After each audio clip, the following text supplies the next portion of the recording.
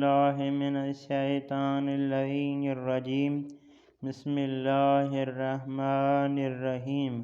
آج ہمارا 39واں درس مقدمہ کتاب فارسی قدیم سے۔ آج کے درس کا پہلا لفظ طوطی۔ طوطی یعنی طوطا۔ طوطی یعنی طوطا، ہم کہتے ہیں طوطا، فارسی والے کہتے ہیں طوطی۔ اور اس کے بعد لفظ عقاب، یہ عقاب فارسی اردو ایک ہے۔ اور اس کے بعد لفظ غاز، غاز کہتے ہیں بطخ کے نر کو۔ اس کے بعد لفظ طاؤس، طاؤس یعنی مور، طاؤس یعنی مور۔ اس کے بعد لفظ ظرف، ظرف کہتے ہیں برتن کو، ظرف کہتے ہیں فارسی میں برتن کو۔ اس کے بعد لفظ غنچے، غنچے اس پھول کو کہتے ہیں جو ابھی ابھی کھل رہا ہو۔ اس کے بعد لفظ ظرف شوئی، ظرف شوئی یعنی برتن دھونے کی جگہ، ظرف شوئی یعنی برتن دھونے کی جگہ۔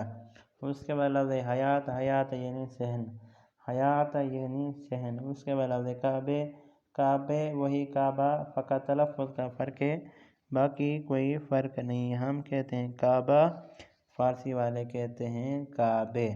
اس کے بعد لفظ طفل، طفل یعنی بچہ، طفل یعنی بچہ، یہ لفظ طفل اردو میں بھی استعمال کیا جاتا ہے۔ اس کے بعد لفظ خط، خط یعنی لکھائی، خط یعنی لکھائی۔ اس کے بعد لفظ حفاظ، حفاظ اس دروازے کو کہتے ہیں جو دروازے کے باہر ایک لوہی دروازہ ہوتا ہے۔ اس کے بعد لفظ عبادت، یہ عبادت فارسی اردو ایک ہے۔ اس کے بعد لفظ خدا حافظ، خدا حافظ بھی فارسی اردو ایک ہے۔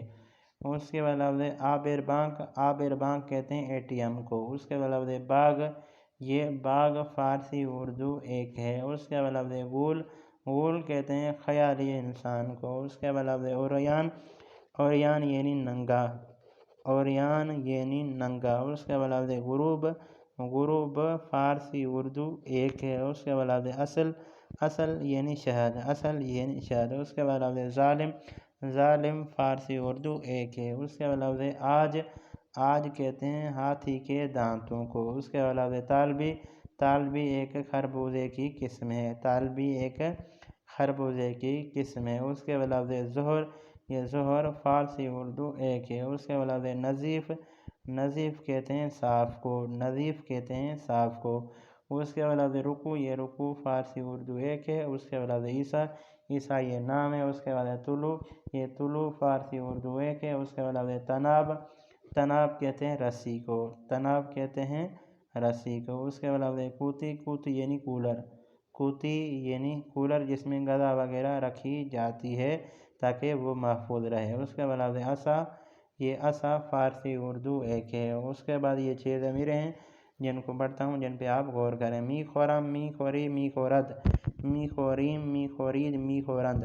اب میں ترجمہ کرتا ہوں۔ می خورم یعنی میں کھا رہا ہوں، می خوری یعنی تم کھا رہے ہو، می خورد یعنی وہ کھا رہا ہے، می خوریم یعنی ہم کھا رہے ہیں، می خورید یعنی آپ کھا رہے ہو، می خورند یعنی وہ سب کھا رہے ہیں۔ یہ تھا ہمارا آج کا 39واں درس۔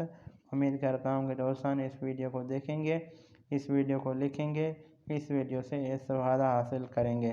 دوستان سے آخر میں ریکویسٹ ہے، اگر میری ویڈیو آپ کے کام کی ہو، میری ویڈیو سے آپ نے کچھ بھی سیکھا ہو تو میرے چینل کو ضرور سبسکرائب کر دیں۔ درس کے لمبا ہونے کی وجہ سے ہم درس کو زیادہ طول نہیں دیتے۔ اگر آپ کا کوئی سوال ہو تو آپ کمنٹ میں مجھ سے پوچھ سکتے ہیں۔ والسلام۔